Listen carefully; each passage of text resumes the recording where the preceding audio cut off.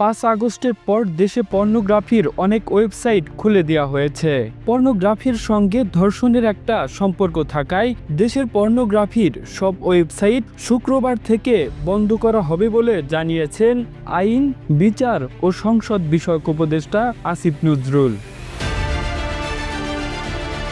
বৃহস্পতিবার 13ই মার্চ সচিবালয়ে আইন মন্ত্রণালয়ে এক সংবাদ সম্মেলনে এই আশ্বাস দেন তিনি। আইন উপদেষ্টা বলেন, 5 আগস্টের পর দেশে পর্নোগ্রাফির অনেক ওয়েবসাইট খুলে দেওয়া হয়েছে। পর্নোগ্রাফির সঙ্গে ধর্ষণের একটা সম্পর্ক থাকায় এই ওয়েবসাইটগুলো বন্ধ করা হচ্ছে। এ সময় মাগুরায় 8 বছর বয়সী শিশুর ধর্ষণের ঘটনার বিচার কাজ 7 দিনের মধ্যে শুরু হবে বলে আশ্বাস দিয়েছেন তিনি। আসিফ নজরুল বলেন, মাগুরায় ধর্ষণের শিকার শিশুটির ময়নাতদন্ত আজকেই সম্পন্ন হবে। এরই মধ্যে ডিএনএ স্যাম্পল সংগ্রহ করা হয়েছে। আগামী 5 দিনের মধ্যে রিপোর্ট পাওয়া যাবে।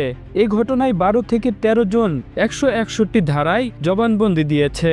তিনি আরও বলেন, ধর্ষণ ও বলাৎকারের মামলাগুলো দ্রুত বিচার করতে বিশেষ ট্রাইব্যুনাল গঠন করা হবে।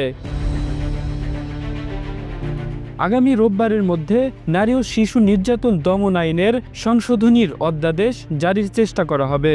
এ সময় দেশে অস্থিতিশীল পরিস্থিতি সৃষ্টির চেষ্টা করা হলে সরকার কঠোর ব্যবস্থা নেবে বলেও হুঁশিয়ারি করেন আইন উপদেষ্টা।